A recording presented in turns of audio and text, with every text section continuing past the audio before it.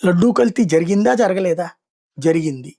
అలాగే దాన్నేమంటారు జంతు కొవ్వ అవునా? కాదా? కాదు. ఈ రెండిటిని క్రోడీకరించి అసలు ఏం జరుగుతోంది? ఏ దుష్ప్రచారం జరుగుతోంది? ఏది అసలైన ప్రచారం? దీని మీద ఒక కామన్ మ్యాన్‌కి సంబంధించిన ఒక స్టోరీ చూద్దాం. ఇప్పటివరకు వస్తున్న వార్తలను బట్టి క్రింద విషయాలు తెలుస్తున్నాయి. నెయ్యి కల్తీ జరిగింది. నెయ్యికి బదులుగా పామ్ ఆయిల్ కెమికల్స్‌తో తయారు చేసింది పంపారు. అయితే గతంలో చంద్రబాబు చెప్పినట్టు జంతువుల కొవ్వు కలవలేదు. ఇకపోతే భోలేబాబా డైరీ. ఉత్తరాఖండ్‌లోని ఈ డైరీది తిరుమల లడ్డు కల్తీ విషయంలో ప్రధాన పాత్ర అని తెలుస్తోంది. ఈ డైరీ అసలు పాలే సేకరించదు. పాలు వాడకుండా పామ్ ఆయిల్ కెమికల్స్ కలిపి నెయ్యి లాంటి ఒక పదార్థం తయారు చేస్తుంది. 2018 మే, జూన్‌లలో భోలేబాబా డైరీకి అన్ని అర్హతలు ఉన్నాయని అప్పటి టీటీడీ టెక్నికల్ కమిటీ రిపోర్ట్ ఇచ్చింది. తర్వాత నెయ్యి సప్లై చేయడానికి ఆర్డర్ ఇవ్వడం, సప్లై చేయడం కూడా జరిపింది.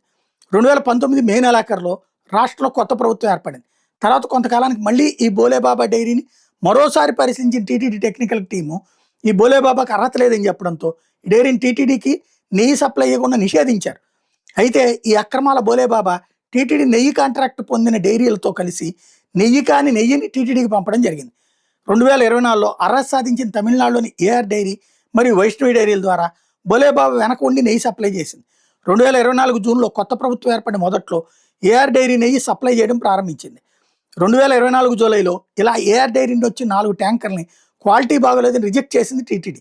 మరియు ఆ నెయ్యిని ఎన్డీడీబీ ల్యాబ్ గుజరాత్లో టెస్ట్ చేయించారు. అప్పుడు ఆ ల్యాబ్లో ఆ నెయ్యిలో జంతు కొవ్వు కూడా కలిసి ఉండొచ్చని అనుమానం వ్యక్తం చేస్తూ జూలై 2024లో రిపోర్ట్ ఇచ్చింది. జంతు కొవ్వు నిర్ధారణకు మరిన్ని టెస్టులు అవసరమని, కొన్ని సందర్భాల్లో అనుమానం తప్పు కూడా కావచ్చని ఆ రిపోర్ట్లో ఉంది. అయితే జూలై 2024లో రిజెక్ట్ అయిన 4 ట్యాంకర్ల అదే నెయ్యిని ఆగస్టు 2024లో వైష్ణవి డైరీ పేరు మీద బిల్లు వేసి పంపిస్తే దాన్ని టీటీడీ తీసుకుని లడ్డు తయారీకి వాడేసింది. ఇక్కడ ప్రశ్నలు: అసలు భోలేబాబా డైరీకి టీటీడీ టెక్నికల్ టీం ఎలా అనుమతి ఇచ్చింది? ఎవరు దీనికి సహకరించారు? ఫస్ట్, జూన్ 2024లో రిజెక్ట్ చేసిన అదే నెయ్యిని నెల తర్వాత ఎందుకు తీసుకున్నారు? 2024లో ఏఆర్ డైరీ మరియు వైష్ణవి డైరీలకు అర్హత లేకుండా టీటీడీ కాంట్రాక్ట్ ఇచ్చిందా? ఇన్ని సంవత్సరాలుగా టీటీడీ ఆధ్వర్యంలో ల్యాబ్ స్థాయిని ఎందుకు పెంచలేదు?